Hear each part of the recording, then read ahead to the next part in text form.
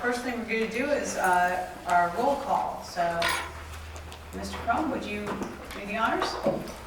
Thank you, Madam Chair. So I'll go through the voting members first and our alternate members. Ms. Vitale. Here. Ms. McClellan, I believe will be arriving momentarily. From Portsmouth, Mr. Jones. Here. From Suffolk, Mr. Moore. Here. Hey! Now that was a camera We've moment. been working on that for a month. That was crazy. From Virginia Beach, Ms. Wilson. And she won't be here today, so. Very good. So let's go down through our alternate members. From Chesapeake, Mr. Farrell. Here. From Norfolk, Ms. Weitzel. Here. From Portsmouth, Mr. Jones, I believe you're the only representative today. From Suffolk, Ms. Chandler. Here. And from Virginia Beach, Mr. Wallace. Here. Madam Chair, with your voting members and your alternates, you have a quorum and representation from all of the participating localities. Oh, that's great news. All right. Well, why don't we go ahead and address item number 2, which is approval of the agenda. Do I have a motion to approve the agenda for today? Thank you. And seconded by Daniel. All right. All in favor, say aye. Aye.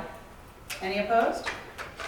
All right. Then we'll move on to public comments. I understand that we didn't have any written public comments. Are there any other public comments from anyone in attendance today that's not a part of the authority? Seeing none, we'll move on to our meeting minutes. We have our minutes have been attached. Those are for the 12th of November meeting. Could I have a motion to approve the minutes? Thank you, Ms. Weitzel. Second. Seconded by Mr. Jones. And all in favor, say aye. Aye. Any opposed? And so the minutes are approved. We are going to now move into the meat of our topic today, of our meeting today. We have an update on our project, some proposed next steps, and then we'll be moving into closed session after that. So with that, I'm going to turn it over to our illustrious Executive Director and our phenomenal attorney to continue with item number 6. Stephen? Okay, thanks. So good afternoon, everyone. Thanks for attending today. Really quickly, we're going to give an update on the project as it stands. We continue to make good progress. The second part of the briefing will be led by Mr. Lockaby, and he'll be talking about the project participation agreement, which really puts feet, if you will, to the cost-sharing model that Ms. Weitzel and her team have been working on over the past couple of months. Okay, so just quickly, when we met on the 12th of November, we made 2 decisions. The authority decided to work with the cities to provide funding for construction and maintenance contract, and then the second decision that was made was that the authority would enter into negotiations with one of the 4 proposers regarding a P3 operation that would operate, maintain, and commercialize the broadband. So let's look at just a deeper dive. I updated you earlier by email a week or so ago, but there were 2 resolutions that were passed by the authority. The first, which was 2021-02, directed me to negotiate with the 2 top lowest bidders, if you will, to ensure that they would be willing to extend their bids through the 15th of January. Had very positive conversations with both Cox and Danella. And they have agreed to extend their bids, including all material costs. So they are leaning forward on that. We also authorized award of this contract upon securing funding from the 5 member cities. The second part that we are working on is a follow-on contract with CTC. It's actually a phase 2 of the original contract we awarded to them to provide construction oversight as we move through the construction of the fiber ring. We saw that possibility. We have a draft scope that we're working with both CTC and Mr. Lockaby on, and we'll be looking for approval of that at the next meeting in January 14th. So again, it will be just a phase 2 of the current contract, but it will provide me the authority to spend money on review of construction. The bottom line, all of this is on track upon entry of the participation agreement that Mr. Lockaby is going to lead us through in just a few minutes. And again, that has to do with cost sharing, revenue sharing, and other. In terms of the public-private partnership, that resolution was 2021-01. You directed me to begin negotiating with GTS regarding a possible public-private partnership. Spoke to GTS leadership, and they're very excited about this opportunity. Have a lot of great ideas. We haven't gotten into a lot yet because we haven't begun the formal negotiation. Part of the closed session will be this next bullet where the team is ready to start negotiations once potential deal points are clarified. So a closed session will be presenting those deal points to you for review and approval. Again, we have an 18-month construction process, so we have to prioritize our scarce resources. So we've spent a lot of time recently on cost sharing and service agreement. The negotiation with CTC on the construction, and we will begin negotiating with GTS. We have a little bit more time on that moving forward due to construction.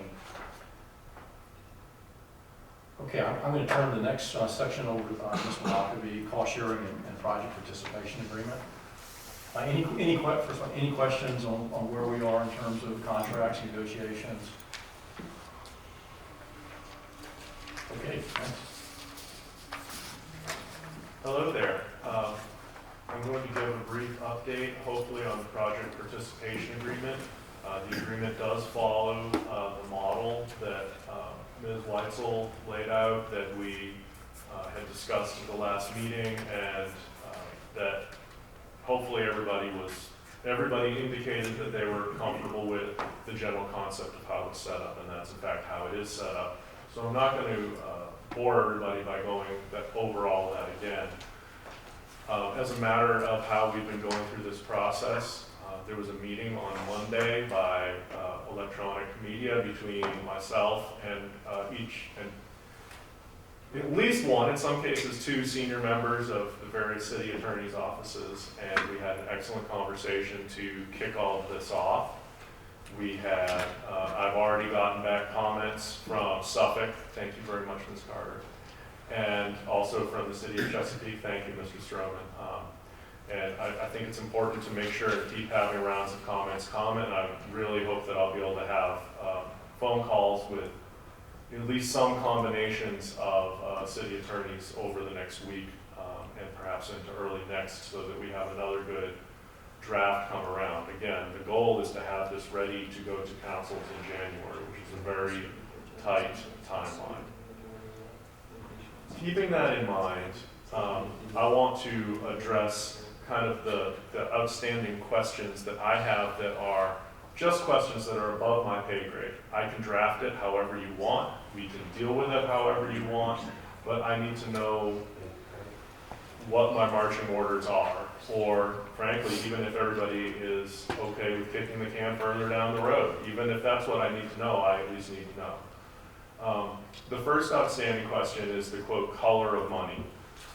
We've talked about how there may be, for money that comes with the ARPA color, so to speak, there are issues with, we would need to almost certainly execute a change order in order to do a project labor agreement. This is not full Davis Bacon, but it will probably add a little bit of time and a few $100,000 in labor costs. And I'm dealing with it in almost every project that I have going on right now. It's life. Ones where we've had, the color of money change from being potentially cash money to ARPA money or whatever, I say general fund money to ARPA money, whatever else. This is just life. It's not a big deal to anybody. My personal view on this is it's great if we can get green money that we don't have to deal with ARPA labor issues and environmental potential. And it's not full NEPA and full SHPO. It's kind of a little bit less than that. but it's not insignificant additional red tape that we would need to deal with. Something that I always tell people in economic development projects, I will oftentimes be representing an EDA or a locality or both that's getting ready to make a grant or a tax rebate to a economic development prospect. And the economic development prospect wants to spend weeks dickering with me over the details of the grant agreement. And at a certain point, I need to say to the person who I'm making a deal with, stop looking this horse so hard in the mouth. It's awesome if we can get green money that will take care of some of our red tape problems.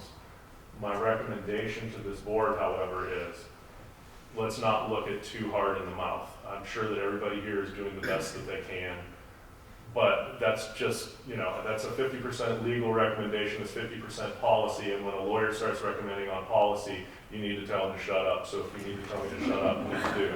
But that's the way that I'm seeing this. Is there any difference of view in that general respect?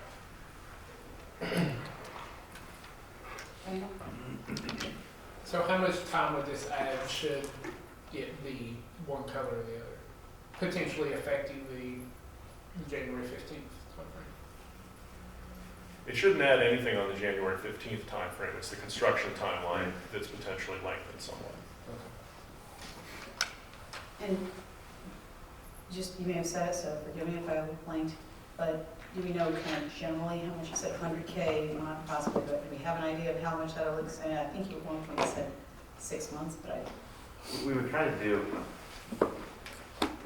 do as much of the engineering and the environmental assessment work in parallel as possible to mitigate a lot of that and hopefully get the approvals needed before it really had any impact. So the answer is possibly no impact and as much as 6 months or more in some cases. okay.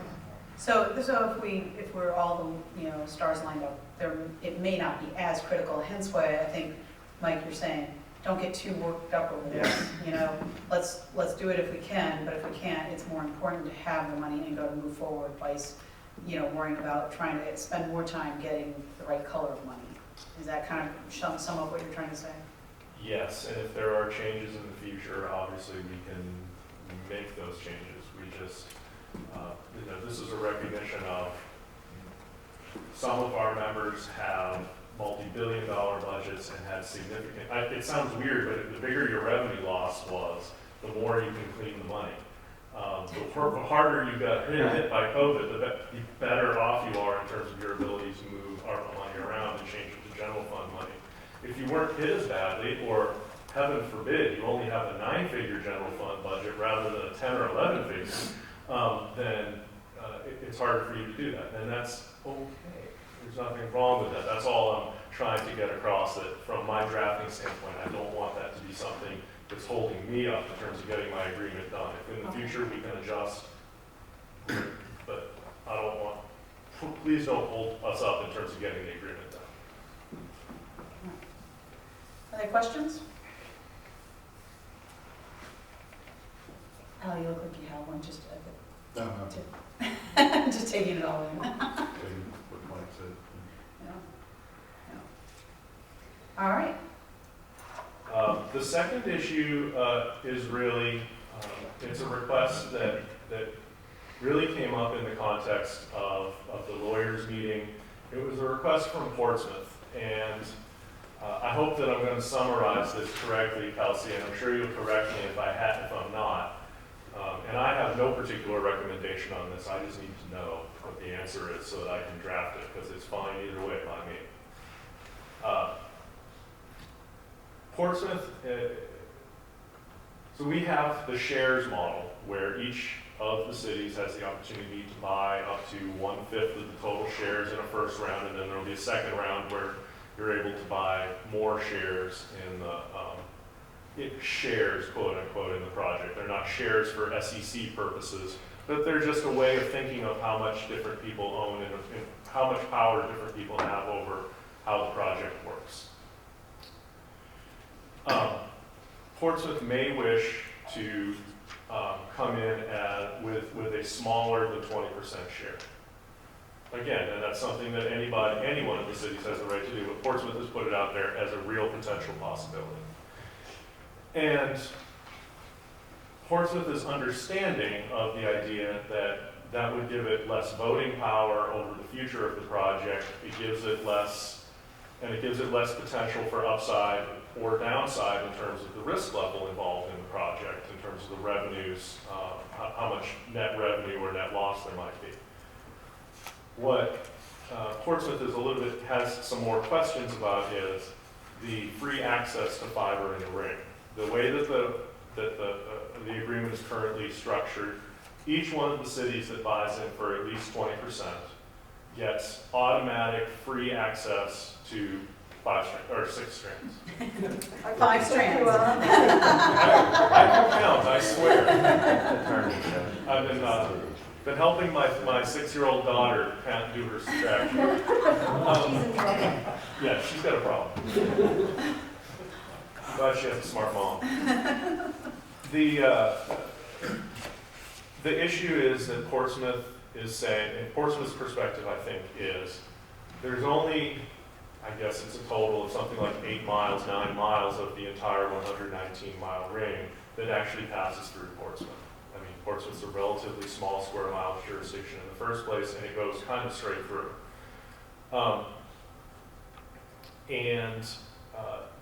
The thought is that they would like to have the 6 free strands despite not having the full buy-in.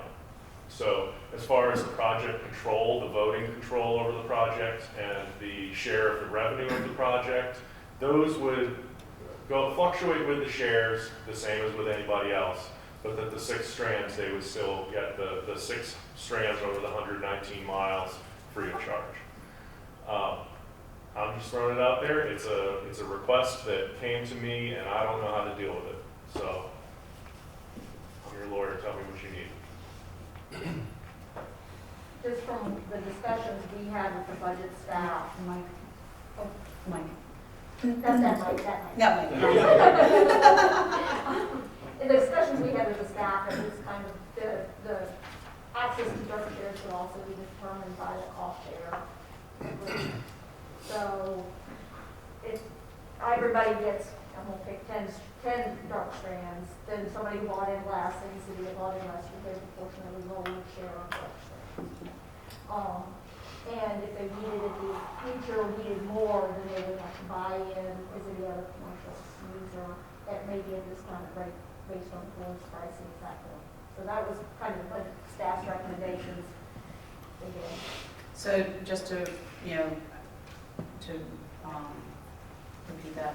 So basically, the intention was to have the strands, cost and control all, aligned with how much, whatever percentage of share you buy.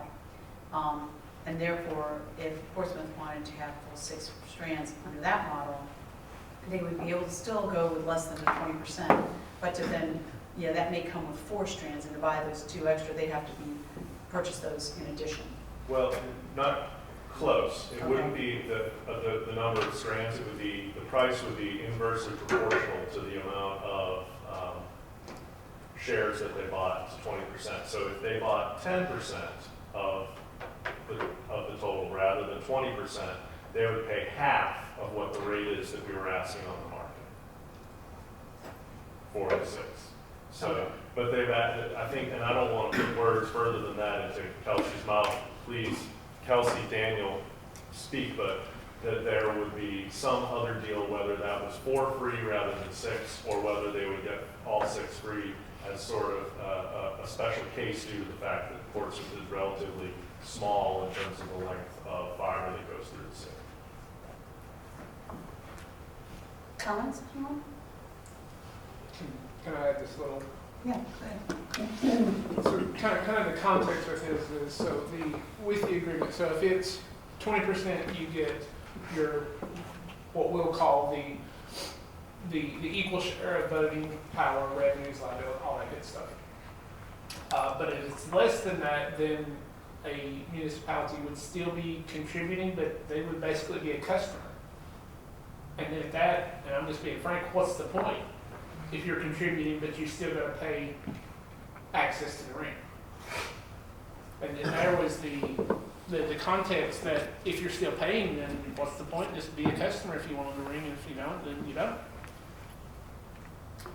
I think the idea was that you would get not full access to the ring, but you would get a proportionately lower access for your contribution. And if you needed more than that over time, then you would come in as a customer at that level. Just like if any other city needed more than the initial allocation for their shares, they would end up buying additional dark strands. So that allocation is based on, for the full 6, you're still paying some type of, we'll call it either monthly or annual recurring fee for that 6 rather than having less than 6. Because I mean, it's going to come in pairs of 5, so that's 3 pairs, 6 strands.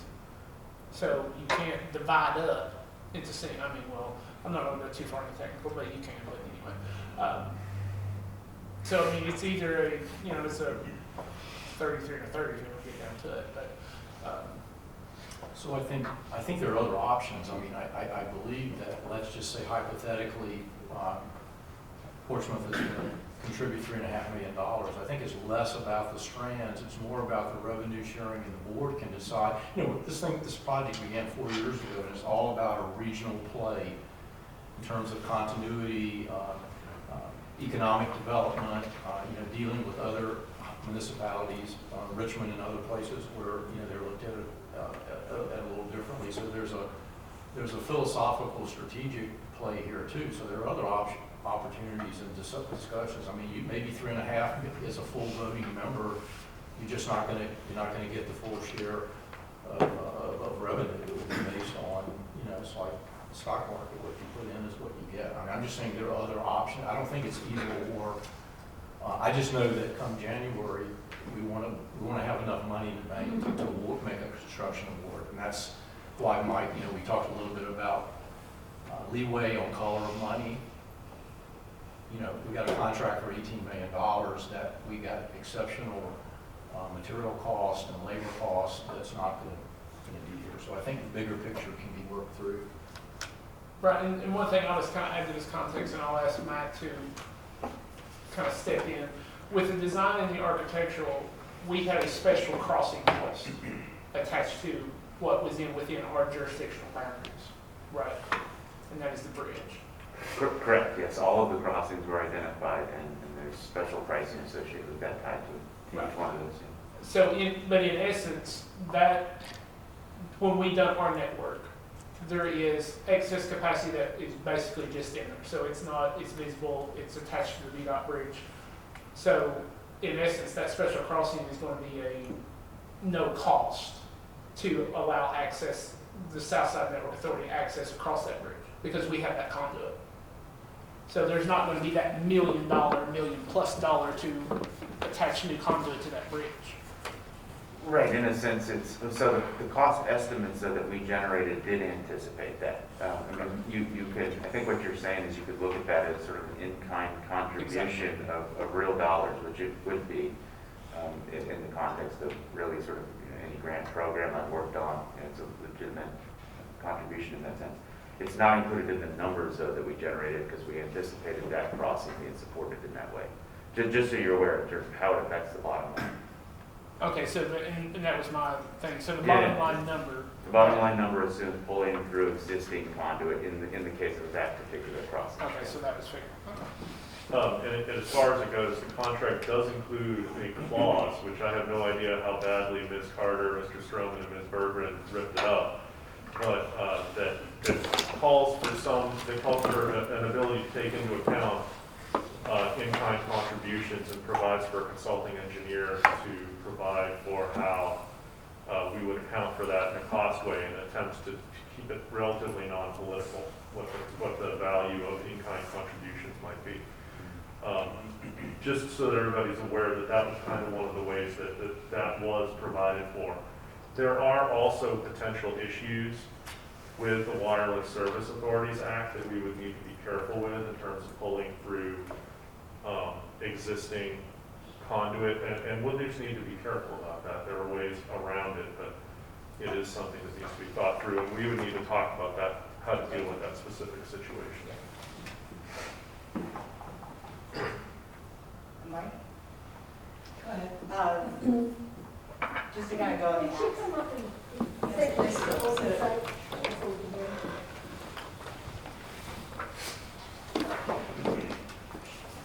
So, the access issue, it sounds like there might be some solution here where instead of just having a cost that's inversely proportionate to how much we put in, you could have the number of strands that we have free access to, just get fewer strands essentially for a less than 20% stake. So perhaps one of the solutions to this could be having an option where if you put in less than 20%, you can either choose to have 6 strands and you pay that inverse proportion, or you can have free access to less than 6 strands. And that would be something to be interested in. So just to understand, your previous, like when I first was speaking about this, I was saying that if you put in less, money, you basically get, less strands, less, of the revenue, for the less price that you put in. So that's what you're saying would be one option to build that in, and the other option would be what? Oh, I was just saying to add that as an option, so that anybody who put in less than 20% perhaps has the option between choosing fewer strands versus the kind of cost savings on the 6 But I thought that's what we did, that is what you said. Isn't that what you? Well, the option of having less strands, I think what you're suggesting is an option to have a lower cost to purchase strands. Is that what- No, that's not in the contract right now. Okay, well, I The think fewer that strands is- option isn't in the contract, so I'm just proposing that perhaps that's added in as an alternative option. Because it sounds like people are generally okay with that concept.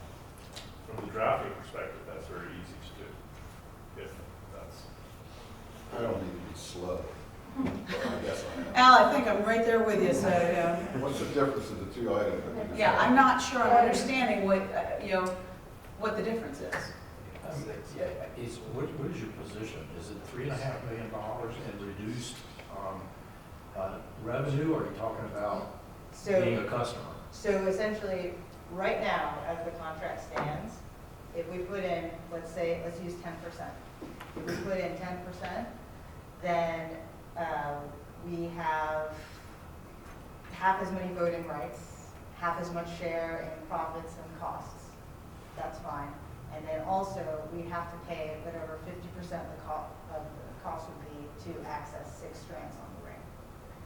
What I'm proposing is that could stay an option, but in addition, you could have the option to, or not in addition, but rather than that, you have the option to still have 50% voting rights, still have 50% share in profits and costs, but you'd have free access to, well, it sounds like you can't do 3 strands, but in this case, for simple math, 3 strands instead of 6 strands. So voting and profits, that's the same. So the difference would be between having free access to fewer strands, Correct. and the other option would be to have 50%, pay 50% for the access that you're, of 6 strands. Correct. I don't understand the difference. Because the difference, I think I do. Okay, so tell me. The difference is you don't need 6 strands. You need fewer strands. So why are you paying for having additional strands that you don't need? So instead, is that it? And another thing I think for the board to consider is at $18 million to construct not to operate it, just to get the wire in the dirt, it's $3.6 million to let it all. So I mean, at some level, that is roughly $3.6 million of each 20% is going to construct the ring. Does that give you free access to dirt fiber? Not to light it, but I mean, not, if it incurs a cost for the rest of the group, then we'll have to keep going and start some of it. So I don't know that it's, I think we had envisioned you get 3 dark strands as opposed to 6, but there's an argument that says we're all. But I think that's what you're saying, you'll be okay with that. I mean, again, providing, and getting fair and pairs, but, Right, you it's, know, a reduced number of strands is what you prefer to have. Yes. Okay, and I thought, I'm sorry, I guess I thought that's how it was written, but it's not. So Mike, Matt, help me a little bit. I mean, the strand, the cost of the strands is, I mean, it's minimal. We haven't determined the cost structure for what that value would even be at this point in time. I mean, to me, it's a minimalist issue in terms of cost. Well, I hate to, things are just going on in my head, unfortunately. The way that the Roanoke Valley Broadband Authority has set it up, and the way that I've seen others set it up for dark fiber is that there is a term sheet, which is a set of guidelines that the board of directors has set for how much they will normally lease dark fiber for. If you want very small amounts, if you want one strand pair, you might pay more. If you want 30 strands, you might get a big bulk discount. They're guidelines. And so the thought process was that I asked Matt, how much do you think the city's going to need in the foreseeable future? Let's say in the next decade. He said, not possibly more than 6. Okay, fine. So I put down 6 as the number that each would get for free for buying 20% of the shares. I just flipped a coin, made the choice. So what you're saying is that's an arbitrary number? It's to more some or less degree. I mean, arbitrary. it is, one strand maybe for public safety, Yeah, one for higher ed. Right. I'm sorry for being the room sheriff, but if we could please remember to turn on our mics. We really rely on that for Kelly to be able to do the minutes with the recording, and as a reminder, we'll also be posting this on our public website. Okay? Thank you. So thank you, I no, I apologize. appreciate Mr. that. Crum. So, that was to you, Mike. You could have just hit Matt to hit him and just, Mike. Thank you, though, appreciate it, Bob. can I add context? Wait, only if you turn your mic on. So I mean, if in the whole essence is the customer aspect on the import, that if it's fewer pairs or it's the same pairs, but having that either that monthly or annual recurring payment, IRU, term sheet, whatever you want to call it, Portsmouth is in a sense half a customer, but they're also half the board. So they're voting on stuff and paying on stuff. To me, in my head, that becomes a complicated issue because you're on both sides of the coin. Because if you're the board, you're setting that term sheet. You're a half stake, whatever. You have some sort of voting, but then you're paying that fee that you just set. So can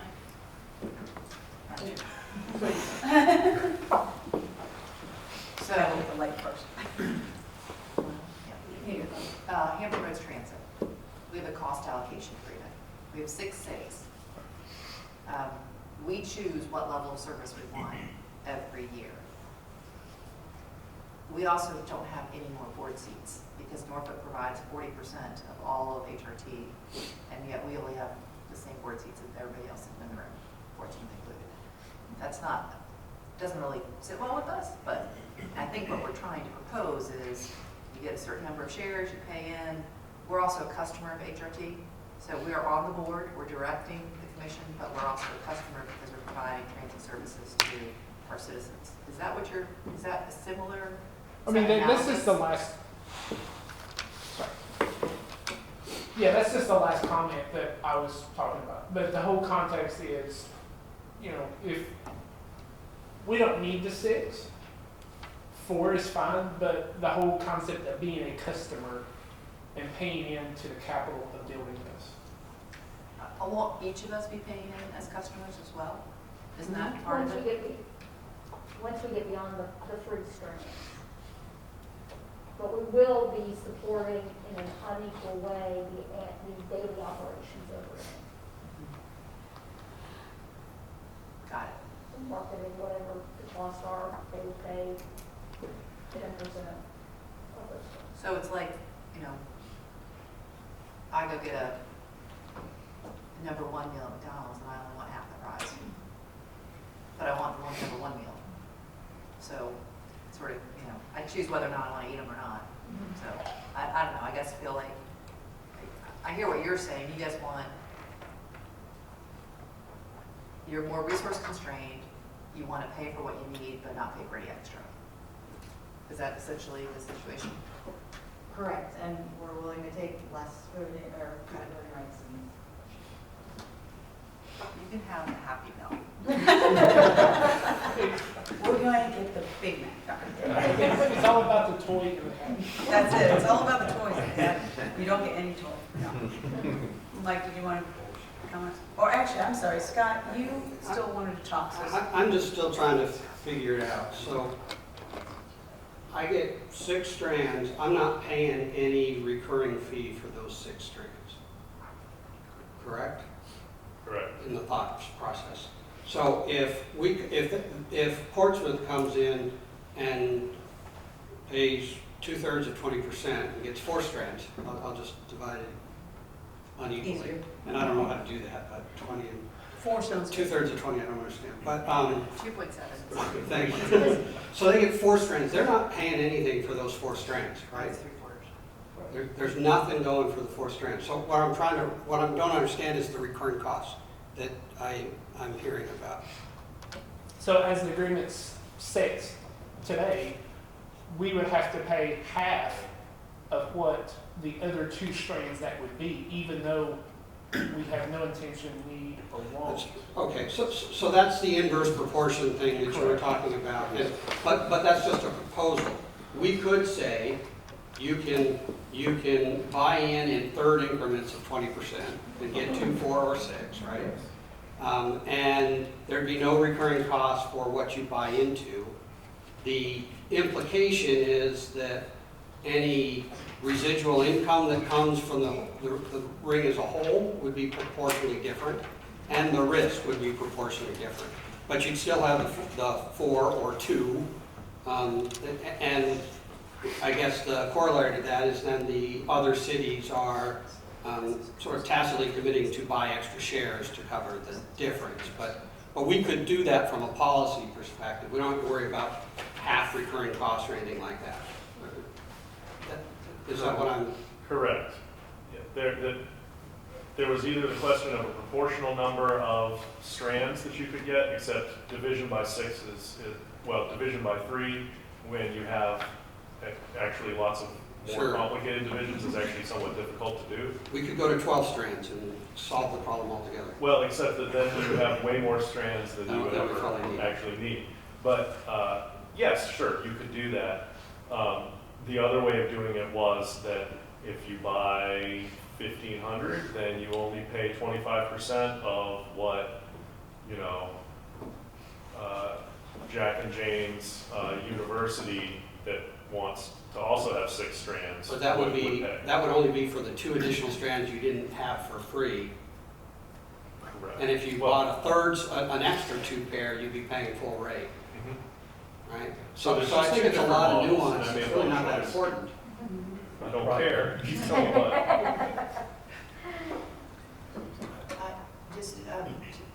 As we're considering this, I want us to be very cognizant of the fact that this is phase 1 of this ring. We're setting precedent for future expansion.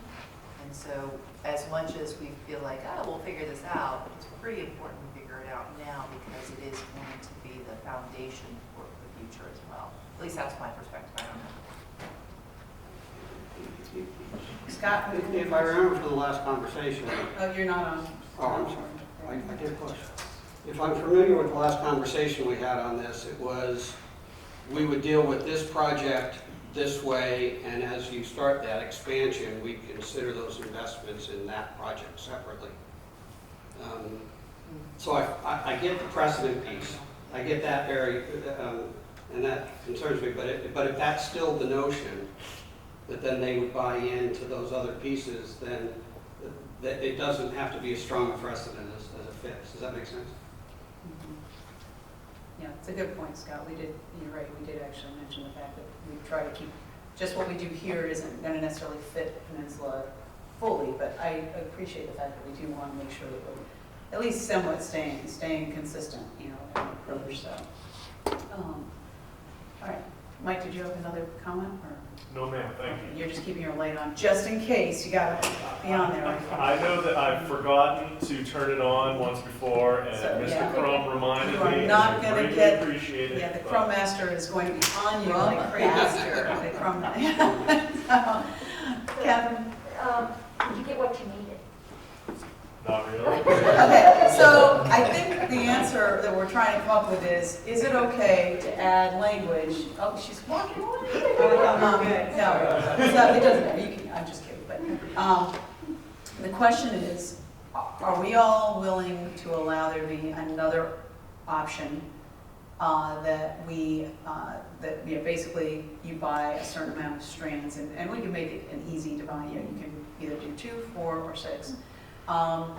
And allow that to, be proportional to the amount of, control and revenue and cost. Al? I would suggest that option would have a bottom floor to it, basically because we need a certain amount of money to get the construction started. Right. So 3.6, I believe, Captain, that's right. I just divided 18 by 5. Okay, but 3.6 ought to be the bottom floor, so the project can start. Just my thoughts. Yeah. And I guess, playing ping pong in my head, like Mike is, this conversation, I guess what I want to get at is where Mr. Ward just said, do we need enough bus in the seat so the bus could move?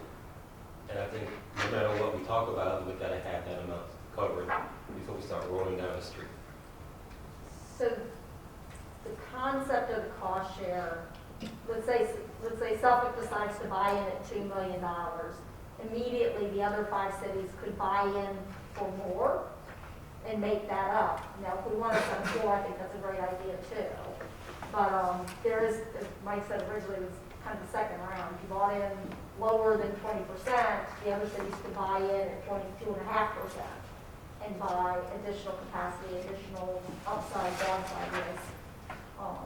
Too, but I think because of our tight time frame, the idea of a floor is probably a good strategy to make sure we get enough cash on hand quickly enough to move forward. And I know we're going to have contingencies necessary too. I don't think a project of this nature is going to go without a change order. Yeah, and I think we're definitely, that's why we've got financing in our back pocket, right? So that we have that, cushion just in case something goes awry. We're not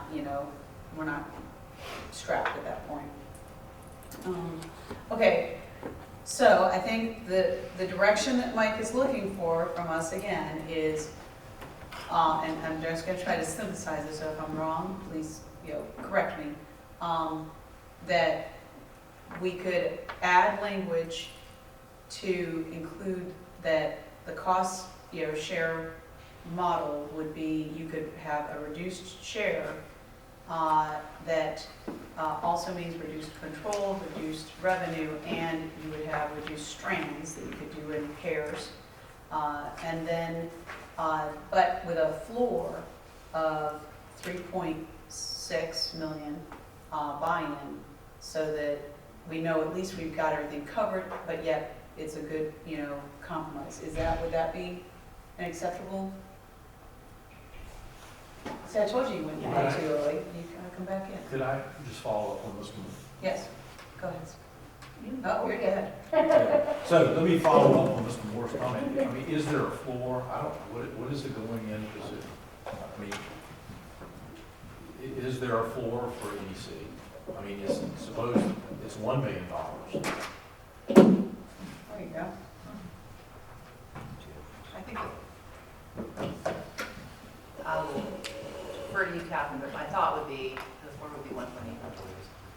So if you're looking at $18 million, each share is 1.8, Oh, okay. right? Yeah. And then, suggested buy-in is 2.5 shares. There you go. But our floor would be 1. That's just back of the envelope. Since I'm counting beans, that would be helpful. I don't know. That sounds reasonable to me. Yeah, because, I mean, what I hear, and correct me if I'm wrong, if we're saying that the floor is the contract price, isn't that in essence a full share? No, because that gets the fiber and the dirt, hopefully without contingency change order issues that have to be covered at some level. Doesn't do a single thing for marketing, lighting it, operating it at any level. Right. So I think that being the minimum share, or I think you gotta have more money to make working capital for the organization to go forward. Right, and I agree with that, but I'm just trying to wrap my head around, then that makes everything else, what we just discussed, mute, because if we're saying that the floor is the 18 million and that's divided between the shares, we're still at the same point that each city's gotta buy a full share. I think and I don't want to put words in your I mouth. think Andrea got it right when she said the 1.8. I said 3.6, but should have been 1. Okay. 1.8 is a half of a share of the construction cost, which, and remember, that's the bid construction cost, which any change orders, of course, are at something, and then working capital is something on top of that. So there's the basic thing is 1/10 of the construction contract price. Okay, and that's why I wanted to make sure I heard the 3.6. The question still remains is on the working, the operating costs. Because we have activities, a lot of the activities are going to be missed utilities or something like that nature. So marking it, whether you have 1 strand or 2 strands, or 4 strands, 6 strands, or doesn't matter. You're still going to the same cost in marking a facility or to energizing it, I would guess. I'm not too quite sure on that. But what would be our constants? So you're exactly right. The predominant cost, OpEx for the dark fiber network is actually in the locates. Right? Repairs are sort of secondary to that, and actually if you do a good enough job with locates, you'll minimize actual damages that occur. Beyond that,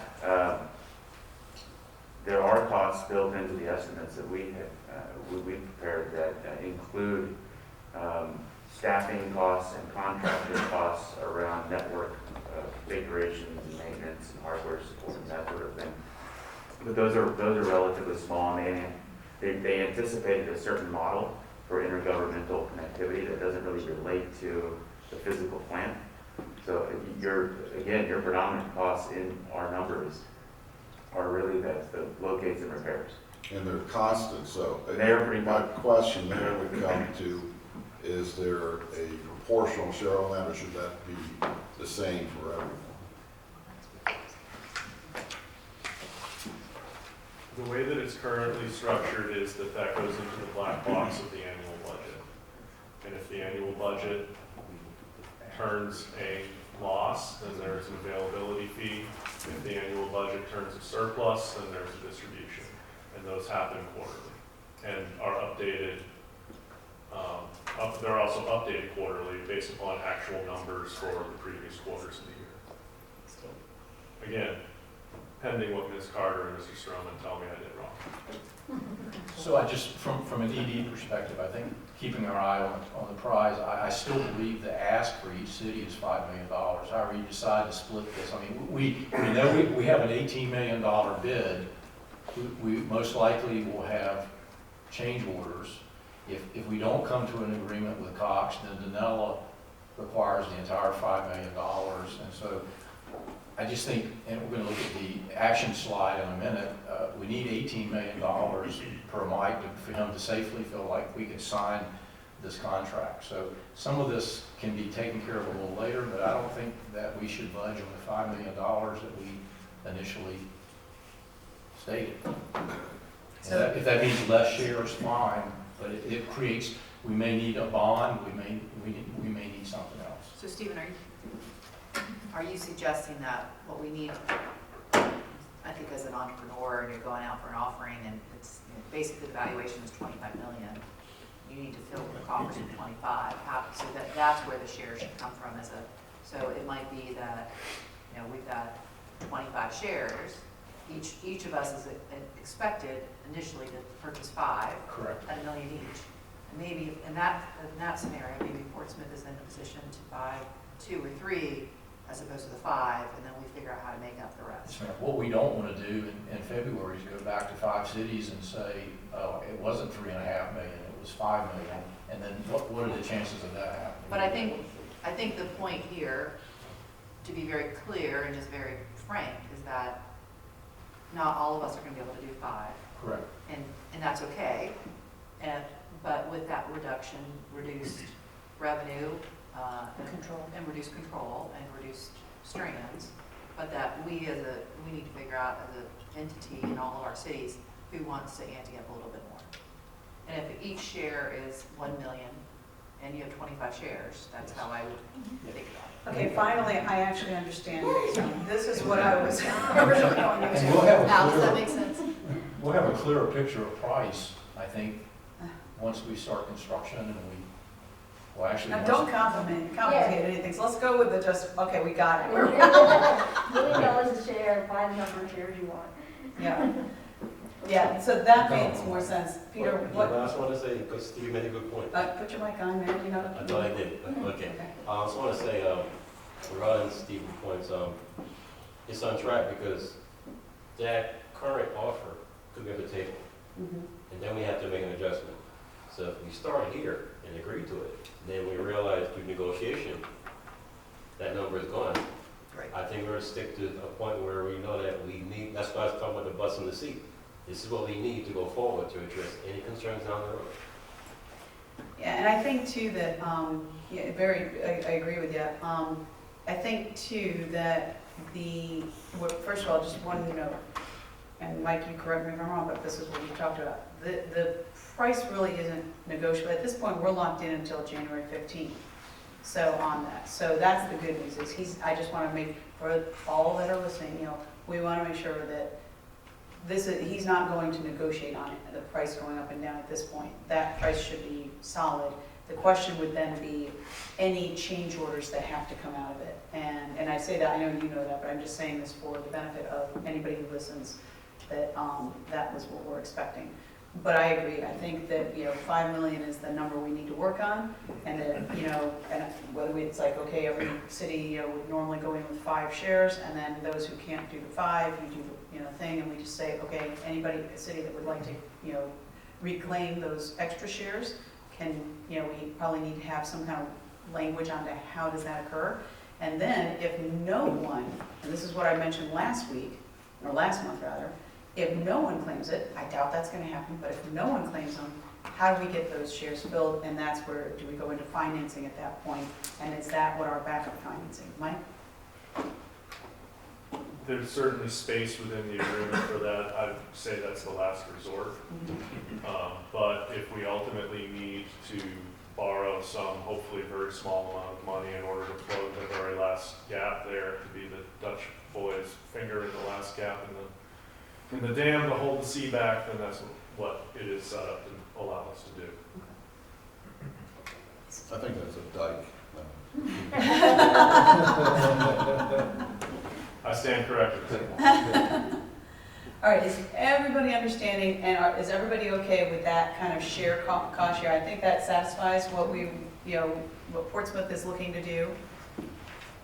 I personally, I'll speak, I think Scott, kind of already says, I think from Chesapeake's perspective, we would be completely comfortable with that. Do we want to have do we need to do some kind of vote, or should we do that later? I think a vote now would be a good idea to solidify this. Is everyone prepared to do that? What's the motion? Well, Mike, why don't you give us a motion that what you would recommend? Or, Bob, if you want to do that. So that the members don't have to try to figure out what the perfect legalese is. That looks like a stare from an attorney that has made a turn on his microphone a little bit. So The crowd nest. I'll take a shot. Okay. And, Mr. Locke, Crum. if you could clean up. Put me in the middle of it. So I believe that what I'm hearing is that the board would take a position that you would plan for a $25 million initial investment. That would be 25 shares valued at $1 million apiece. With a provision that localities would determine how many shares they would desire to purchase. And if the locality purchased less than 5 shares, that would result in reduced voting capacity on the board and reduced revenue. But that there would be, the valuation is $25 million to get started, 25 shares at $1 million apiece. And a floor of 2 million. And a floor of $2 million. Thank you, Ms. Mr. Lockerbie, does that sound, Well, the one last question is the number, we have two, does that mean that we have the 2 options which the member may choose with respect to control of free strands? The 2 options being, 1, you can have a discounted price for 6, proportionally discounted price based upon whether you had bought 5 or fewer shares, or you could have fewer access to fewer strand pairs based upon whether, if you bought 3 1/3 strand pairs, I guess, then you would get 4 strands for $3 1/3 million, for instance. That's the other issue. I want to make sure that you're Well, I okay think with that, both yeah, of it's those going to the options. strand piece, because that, we have to have some language in there in the reduced strands to satisfy what, has been brought up by Portsmouth. So I agree with the whole motion, with the only caveat saying, how do we need to incorporate that reduced strands. Mr. Fairborn has a comment. I'm not, if we agree to the first, which is the lesser number of strands, I'm not sure there's a need for the proportional fee, because I don't think anyone practically would do it.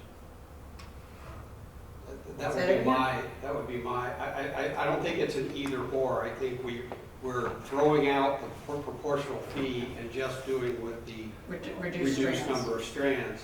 Because from a technical perspective, I don't know why I would, either 4 is enough for me or Or it's not. I wouldn't be doing it. Yeah.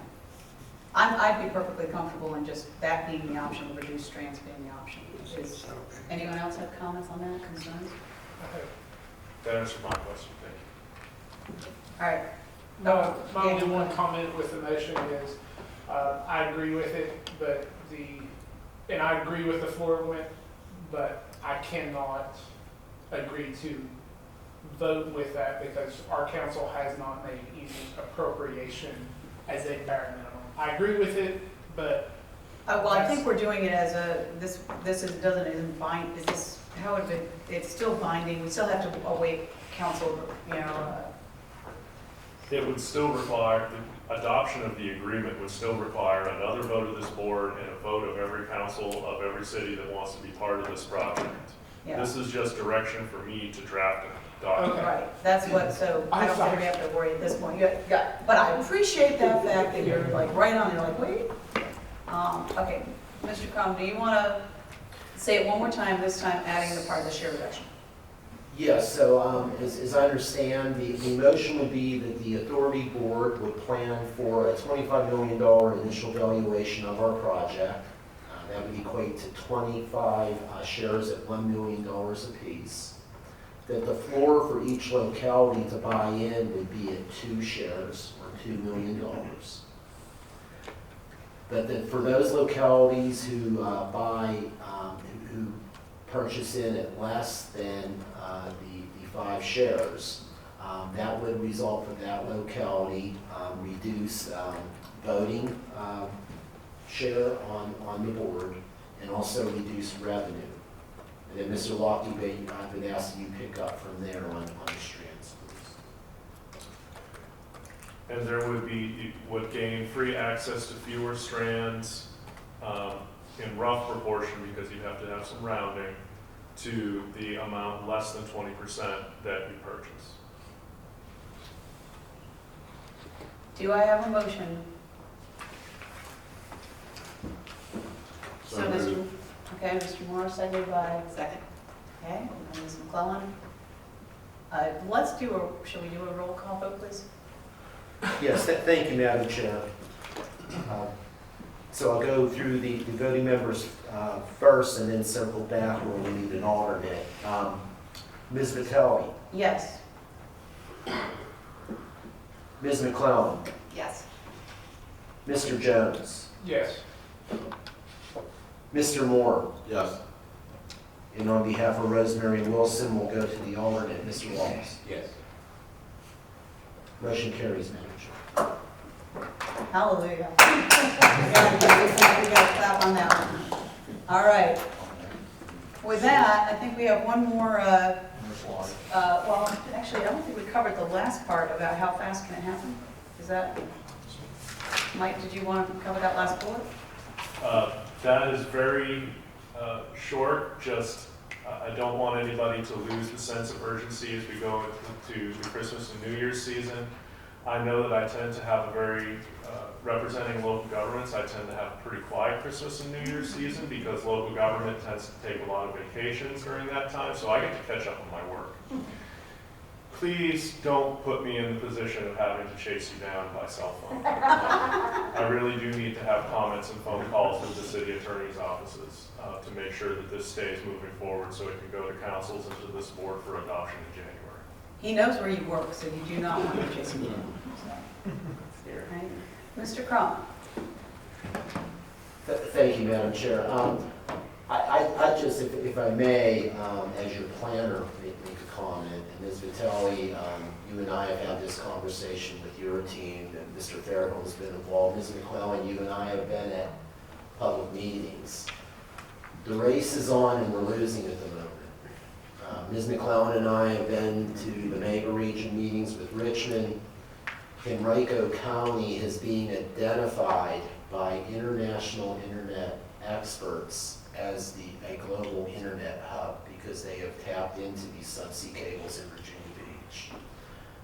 They have a large, fourth largest data center is constructed there, and they are beginning to market incredibly aggressively their county for this opportunity. I just say that from your planner perspective that time is of the essence. Boy, those words sound so familiar. And Ms. McClellan, you saw the marketing video as well, and I shared with Ms.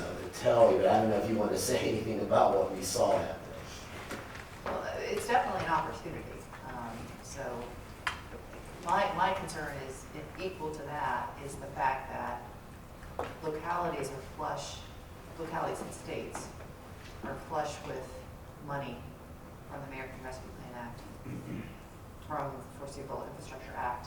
I am probably as much worried about the supply chain and the human supply chain and our ability to get this work done as I am about that. I mean, quite honestly, right now, that is the limiting factor that really keeps me up at night, is we can all say in January, yes, and then there's nobody to actually do the work. So I am very cautious about that piece of the puzzle. Not to be Debbie Downer, but. So, in other words, time is of the essence. If I didn't say that at least one meeting, you wouldn't know it was me. Mr. Jones? So on the subject of time is of the essence, and I don't know the answer to this, but I'm going to ask it. When this agreement goes to our respective councils, is there anything that needs to, does it trigger a public notice, a public hearing that we would need to get going so we're not sitting in the middle of January, oh, well, we got to add 2 weeks and now we're at the end of January? Great point. Very good point. That's probably each budget person's job to call. Depends on the size of your budget, whether you're tripping a 1% adjustment to your operating budget, how you're financing it may structure that. So that's a question to ask your budget staff at a $5 million appropriation. I think Suffolk's already done theirs, so they don't have a requirement. Ours is Tuesday. Yeah. We already done, we've already allocated as well. We're slow. Ours is at 2025. Ours might be the wrong color. We're not going to let that stop us out. We're on a roll. All right, with that, I think we can go ahead and go to the next one. Okay, so just following up on the sense of urgency that we talked about, these really are the expectations. So with regards to the sense of urgency, these are the three expectations for our 14 January meeting. One will come to you with a contract, CTC for construction oversight. Project participation agreement that we just discussed would be formally approved, and hopefully some semblance of what are the dollar amounts that we're talking about, which then would put us in a position to award a contract or present a contract to Cox for about $18 million. I think we want to do that in January. I think we have firm bids. We have, we have material costs. To Ms. McCullough's point, it's not going to get any easier for construction companies to attract people, and both of these companies looked at their timeline and materials, so we're solid there. And then after our closed session today, once we settle on deal points, we will begin to talk with GTS late December, or most likely early January, on the P3 aspect of this. All right. So January 14th is our next meeting. So when do our, to the point that Daniel made, at what point do our councils need to have? By the 14th. So Before the 14th. they're done, gonna be done Tuesday. Not quite done yet, not quite done yet. That's why I asked the question. Okay. I'm asking for best case. Because we're trying to, if we want to get it awarded, we gotta have the money appropriated. The question I have is the execution of the agreement by the individual cities or municipalities. Does that need to be done by the 14th also?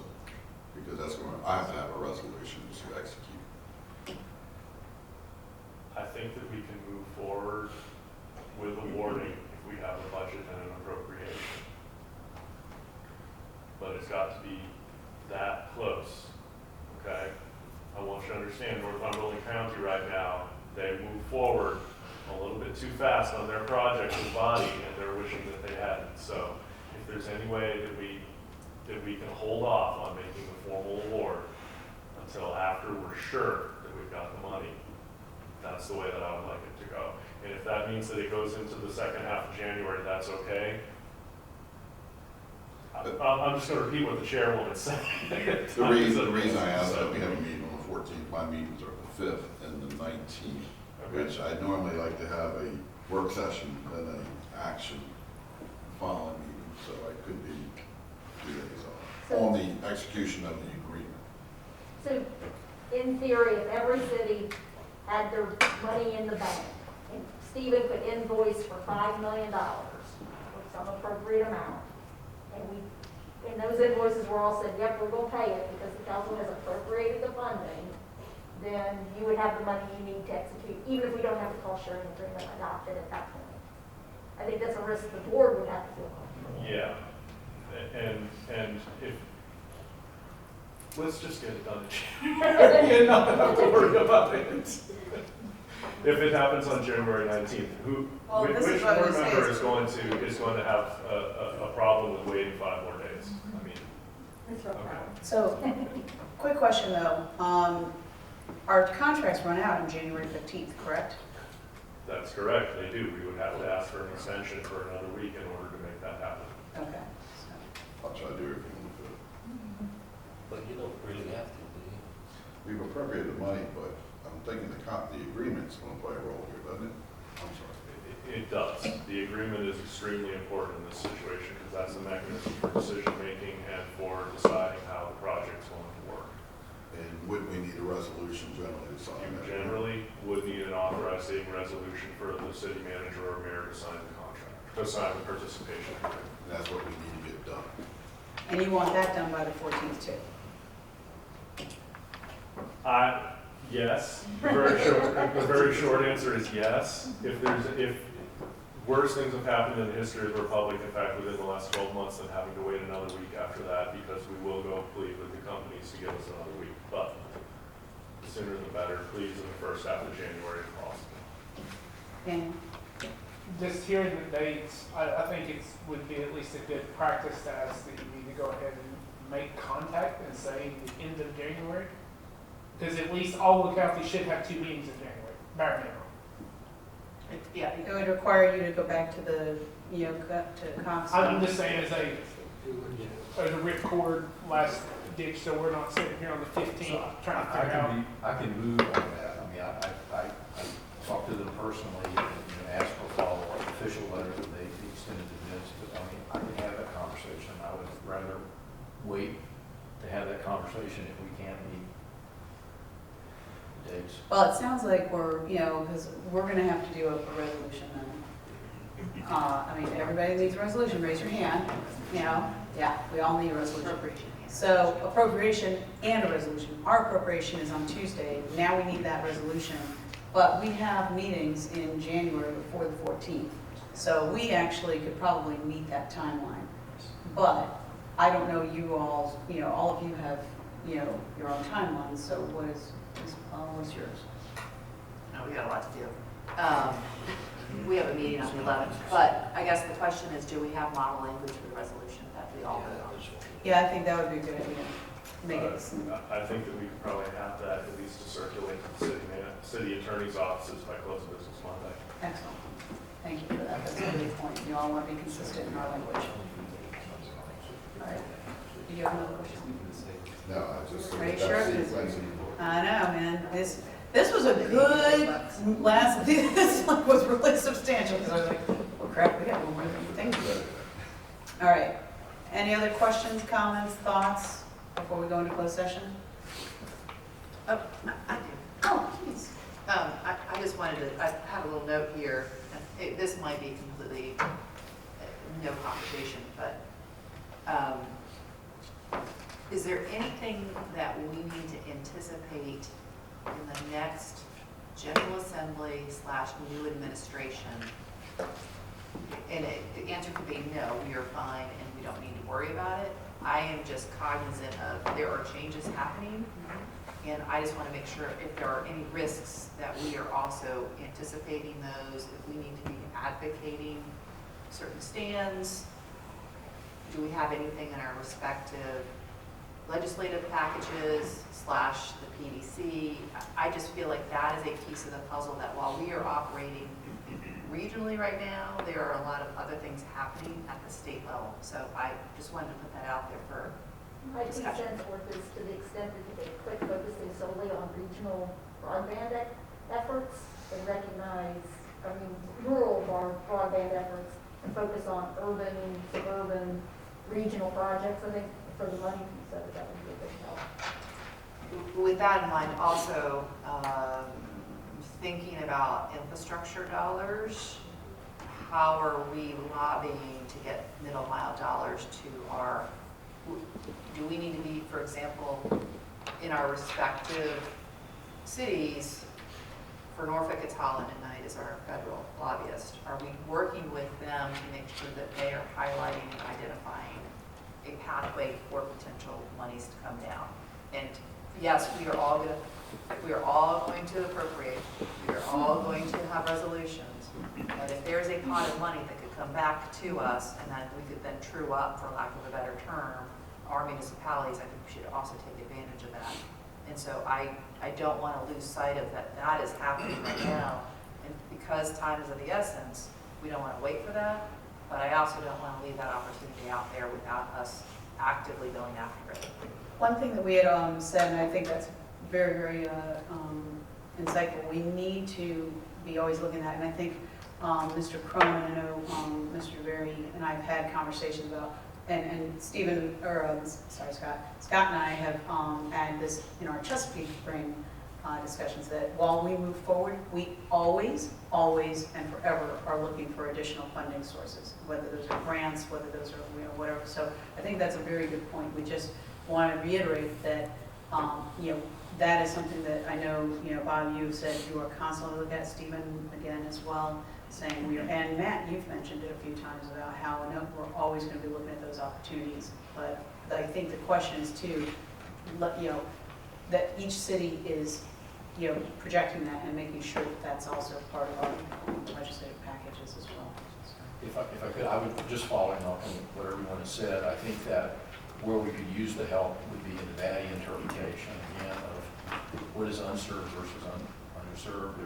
There's the same thing in urban areas as rural areas, and I'm not going to put words in their mouth, but I'm sure our P3 partner, that provides us a little bit of that option about that, private entity that's involved, that there will be potential for grants, that if we use that money, other money could be sent back to the cities. So I think it would be great, though, that if the city's doing anything individually, that they're working with Bob and I. A good example is the VATI grant that Suffolk's working. We work with them, and it paves the way for further connection to the larger Southside network ring. So I think we need to keep an eye on some synergy where possible. So just very quickly, earlier this week, I had a session with our region's legislative liaisons. Catherine, you almost quoted exactly our regional legislative statement, so thank you. But we have a strong legislative statement that really just encapsulates what Catherine described. Ms. McClellan, on Tuesday, you and I will be in front of the Hampton Roads Caucus. This will be part of the slide show I'll get to you and Mayor Tuck on Monday, so we can address this on Tuesday as one of our items. Your liaisons asked me to call them together again before the holidays, which we'll be doing.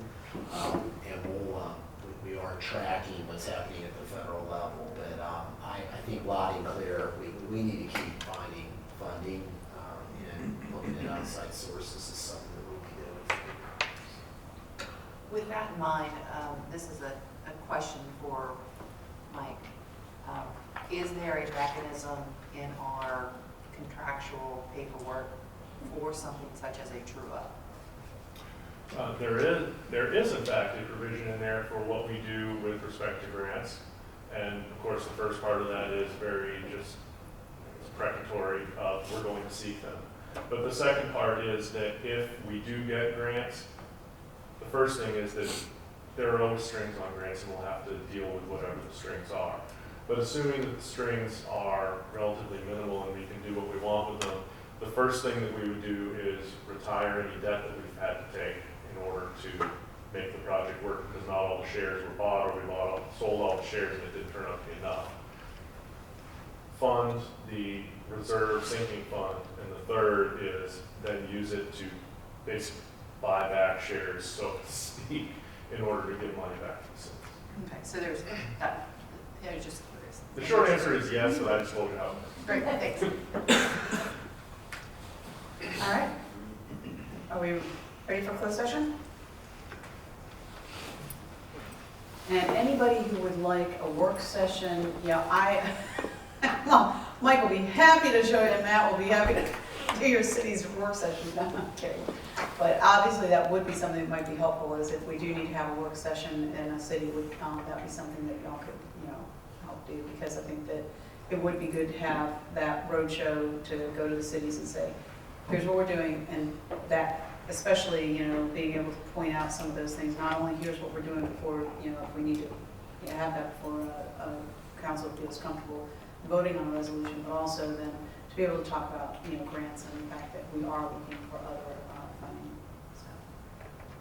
So I was half facetious and half asking if that would be possible. Ma'am, I will make myself available whenever I'm asked to by one of your councils. Thank you. All right, thank you. All right. Anybody else on that last item? With that, Mr. Lowry, will you please provide the language? Madam Chair. Oh, yes, I'm sorry.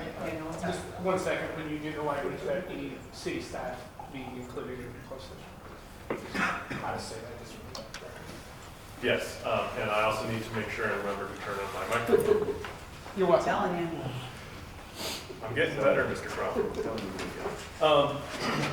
Madam Chair, I believe that you're asking to proceed into a closed session.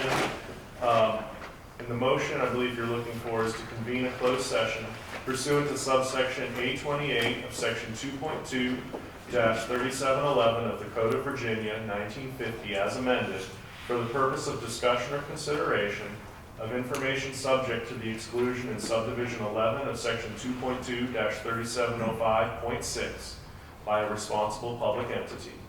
Pursuant to subsection 833 of section 2.2-3711, for the purpose of discussion or consideration by a local authority created in accordance with the Virginia Wireless Service Authorities Act, Chapter 54.1 of Title 15.2 of the Code of Virginia, of confidential proprietary information and trade secrets subject to the exclusion in subdivision 19 of section 2.2-3705.6, pursuant also to subsection 829 of section 2.2-3711 for the purpose of discussion of the award of a public contract involving the expenditure of public funds, and discussion of the terms or scope of such contract, where discussion in open session would adversely affect the bargaining position or negotiating strategy of the public body.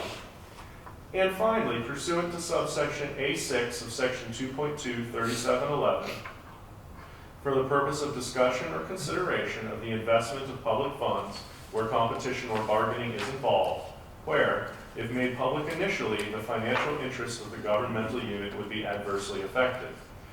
This closed session will deal specifically with a confidential briefing regarding the dual path strategy and financial considerations involved in construction and delivery of the Southside Regional Connectivity Ring, and even more specifically with the deal points for the public-private partnership detail phase discussions. I think that that's the motion. Were you going to repeat it? Yes, I was actually, whoever makes the motion has to do it blindfolded. So, do I have a motion? So moved. Thank you, Ms. McClellan. Second. Thank you, Ms. Jones. We are now in closed session. We actually have to vote. Oh, we got to vote, I'm sorry. So I apologize. Yep, apologize. Do you want to do, we don't have to have roll call going in, just. Just the voice vote. No, ma'am. It's a voice vote to certify. Right. Okay. All right, so all in favor? Aye. Aye. Any opposed? Okay, now we're in closed session.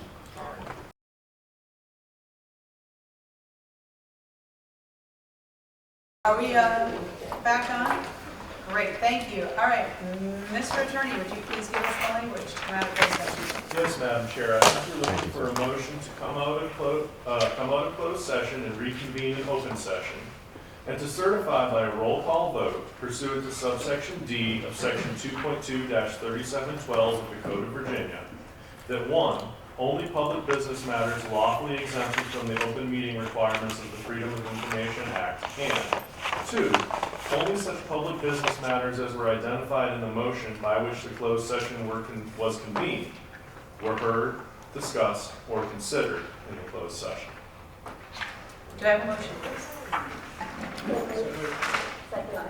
Okay, Mr. Jones, seconded by Mr. Weitzel. Roll call vote, please, Mr. Cron. Yes, Ms. Vitelli. Yes. For Norfolk, Ms. Weitzel. Yes. Mr. Jones. Yes. Mr. Moore. Yes. And for Virginia Beach, Mr. Wallace. Yes. Madam Chair, motion carries. We're back. Thank you very much. All right, at this point, is there any old or new business? I'll ask it, but I'm thinking there's not going to be. Okay, all right, well, Mike, did you have one more thing you were talking about? Madam Chair, I think Ms. Chandler had a question Oh, I'm sorry. On the resolution? on the getting a form resolution circulated to everybody. Yeah, no, you did. But But it's, we were wondering if you were going to give a, Yes, I will. The other thing to note is that on the 14th, we're wearing an auctioneer's gavel for the chair. So be ready to say how many shares you're ready to buy. do I have five? Do I have five? I would like five. I have five going once, five going twice. All right, and with that, we are adjourned. Happy holidays, everybody.